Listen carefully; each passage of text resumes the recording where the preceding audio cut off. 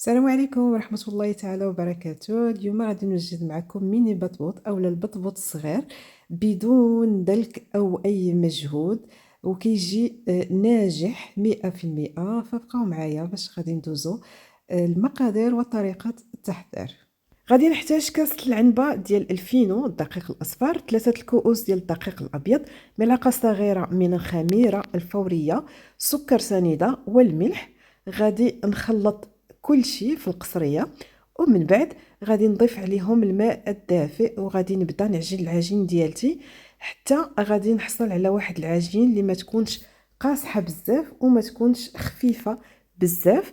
ومن بعد غادي ناخذها، غادي نغطيها بواحد الغطاء، نحتفظ بها 5 ديال الدقائق حتى ترتاح. ومن بعد غادي ندوز باش غادي نحضر الميني بطبوط ديالي. غادي ندوز لسطح العمل، غادي نرشو بشويه ديال الدقيق الاصفر اولا دقيق الفينو، وغادي ناخذ العجين، غادي نبدا نسرحها بالمدلك حتى غادي نحصل على واحد السمك مناسب، ما يكونش رقيق بزاف وما يكونش غليظ.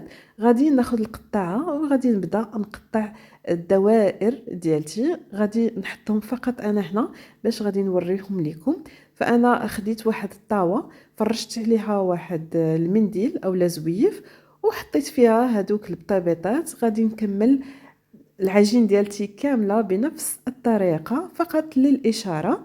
هذيك العجين اللي كتشيط ليا فكناخذها وكنحاول انني نجمعها فقط باليدين ديالتي بحال هكا، وكنكمل الكميه اللي عندي كامله حتى غادي نحصل على هذا الشكل. ومن بعد غادي ندوز باش غادي نطيبهم مباشره.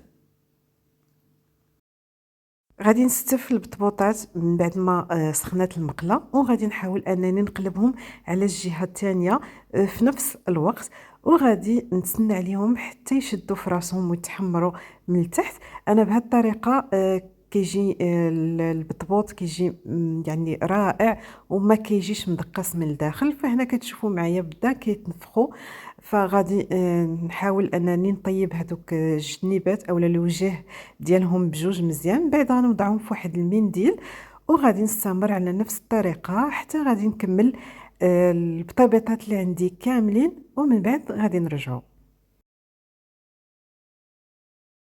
من بعد ما طيبت البطيبيطات كاملين اللي عندي، فغادي ناخذ واحد المقص وغادي نفتحهم بهذا الشكل.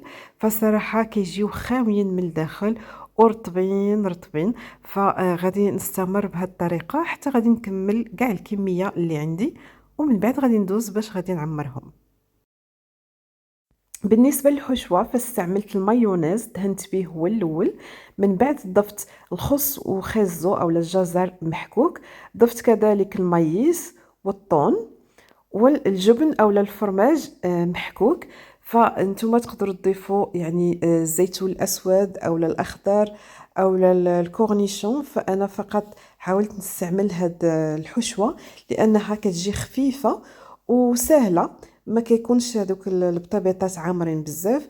من الاحسن فغادي نستمر بهذه الطريقه ان شاء الله حتى غادي نسالي الكميه اللي عندي كامله، وغادي ندوزو باش غادي نشوفوا الطبق النهائي.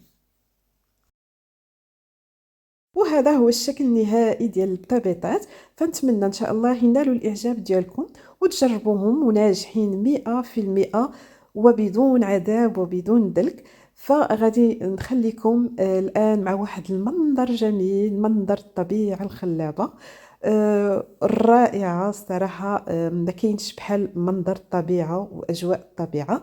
فغادي نقول لكم السلام عليكم، خليت لكم الراحه ونتلاقاو ان شاء الله في فيديو جديد. باي باي، بسلام عليكم.